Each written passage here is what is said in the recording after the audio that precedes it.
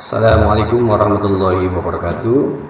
Kepada para siswa-siswi Madrasah Sanawiyah kelas 9, marilah kita lanjutkan mata pelajaran kali ini, yaitu sejarah kebudayaan Islam untuk Madrasah Sanawiyah kelas 9 semester 1. Kali ini kita akan membahas materi pertama, yaitu bab kedua, bagian pertama, kerajaan Islam di Indonesia. Yang pertama adalah kerajaan Samudra Pasai. Penguasa kerajaan Samudra Pasai terdiri dari dua dinasti, yaitu sebagai berikut. Yang pertama adalah dinasti Merah Khair. Pendiri dan raja pertama kerajaan Samudra Pasai adalah Merah Khair yang bergelar Maharaja Mahmud Shah. Kemudian disusul para penggantinya, yaitu Maharaja Mansur Shah, Maharaja Ghiyasuddin Shah, Merah Nu atau Maharaja Nuruddin, yang dikenal juga sebagai Tengku Samudra atau Sultan Nazimuddin Al-Kamil. Ia berasal dari Mesir dan tidak mempunyai keturunan. Yang kedua adalah dinasti Merah Silu. Merah Silu bergelar Sultan Mangku Saleh. Ia adalah keturunan Raja Perlah, Malaysia, sekaligus merupakan pendiri kedua dinasti kerajaan Samudra Pasai dalam rangka memperkokoh hubungan dengan kerajaan Perlah. Ia mempersunting putri Raja Perlah yang bernama Ganggang Sari. Selanjutnya para penerus Merah Silu atau Sultan Malikus Saleh adalah Sultan Muhammad Malikus Zahir, Sultan Mahmud Malikus Zahir, selanjutnya Sultan Mansur Malikus Zahir, terus Sultan Ahmad Malikus Zahir, serta Sultan Zainal Abidin. Sultan Zainal Abidin adalah penguasa yang paling aktif menyebarkan Islam sampai ke Pulau Jawa dan Sulawesi dengan mengirimkan para mubalik seperti Maulana Malik Ibrahim, Maulana Ishaq. Bukti kemakmuran kerajaan Samudra Pasai adalah adanya cerita dari Tom Ayres, yaitu seorang pengembara asal Portugis yang mengatakan bahwa pada saat itu sudah ada mata uang dirham atau dirham. Selanjutnya, kerajaan Malaka. Kerajaan ini pernah menguasai wilayah semenanjung Malaka dan Riau. Penguasa atau rajanya yang pertama adalah Iskandar Shah. Ia merupakan raja pertama kerajaan Malaka yang masih keturunan Majapahit yang kalah dalam perang Parekrek. Nama aslinya adalah Paramisor.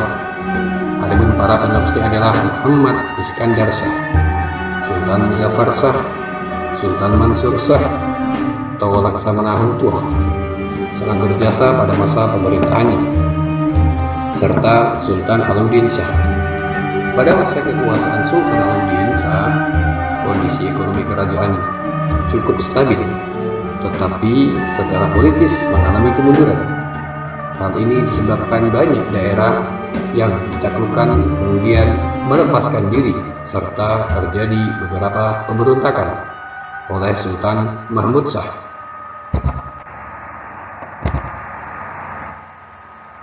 Kerajaan Malaka dipengaruhi oleh dua budaya, yaitu Melayu dan Islam.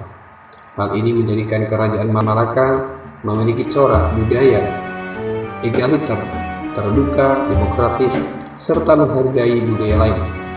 Pada masa Sultan Alauddin Shah, kerajaan Malaka semakin mengalami kemunduran karena wilayahnya hanya mencakup semenanjung Malaka. Daerah-daerah lain telah memisahkan diri dan menjadi kerajaan baru. Dalam kondisi demikian, pada tahun 1511 Malaka jatuh ke tangan Portugis yang dipimpin oleh Alfonso de Albuquerque. Selanjutnya, Kerajaan Aceh Darussalam. Raja pertama kerajaan ini adalah Sultan Ali Mubayyad Shah. Setelah wafat, ia digantikan putranya, yaitu Sultan Salahuddin. Karena kelemahan Sultan Salahuddin, akhirnya kekuasaan direbut oleh saudaranya, yakni Sultan Alauddin Riayat Shah Al-Qahar.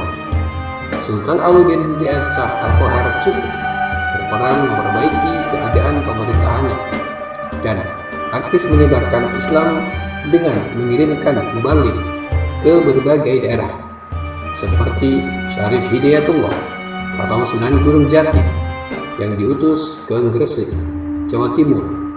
Sepeninggal Sultan Alauddin Riayat Shah Al-Qahar, kerajaan Aceh Darussalam mengalami kemunduran. Kerajaan Aceh Darussalam kembali bangkit setelah diperintah oleh Sultan Iskandar Muda atau Dharma Wangsa Perkasa Alam Shah. Ia sangat taat beragama dan berusaha dengan gigih untuk membangun pemerintahan sehingga pada saat itu kerajaan Aceh Darussalam berkembang sangat pesat.